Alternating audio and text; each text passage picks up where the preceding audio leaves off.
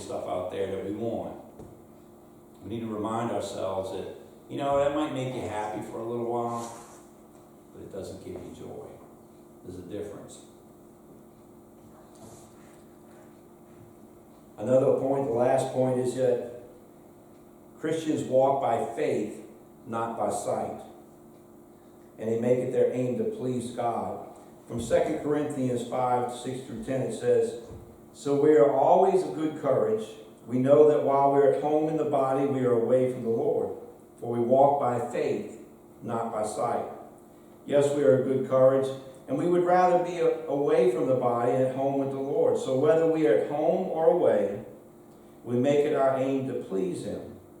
For we all must appear before the judgment seat of Christ, so that each one may receive what is due for what he has done in the body, whether good or evil." Walking by faith is something that it takes some time to get used to. And that's something about new converts, new Christians. They don't understand that. That's something that hopefully they can learn from us.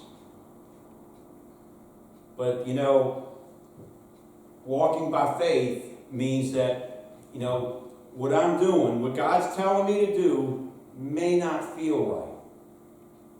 It may not feel like I'm doing the right thing. And it may not feel good. It may not feel like this is going to work out. But you got to walk by faith. And you got to stick to it. And be patient. Be humble. You got to put all those things together. They all work together. Those are the things, those are just some of the things that Jesus looks at when He looks at a congregation, when He looks at a church. Those are just some of the things. And so when we walk into a church or we drive by a church, and a lot of times, especially in my travels, one of the things that I do is I'm always keeping my eyes open for a Church of Christ, just to see what it looks like.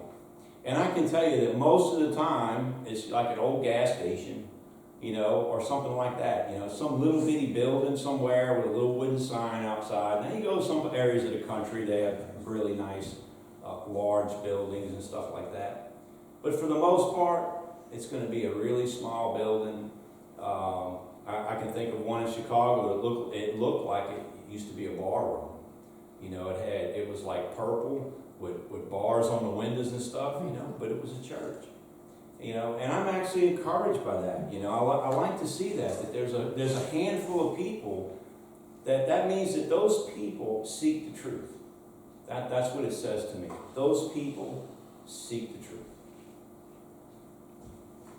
So this morning, I hope you feel a little better about our little congregation here. I make it a point to teach the truth. That's my goal every week, is to teach the truth. Am I always 100% right? No, I'm human. I make mistakes. Hopefully there's somebody out there to correct me or to show me in the right direction. I think God's blessed me with that. And I love preaching every Sunday. But I need to remind myself that the number of warm bodies that are in the seats is not always what's important. It's what your faith is. And when I look out at the few people we have, I see faithful people, and that's encouraging to me.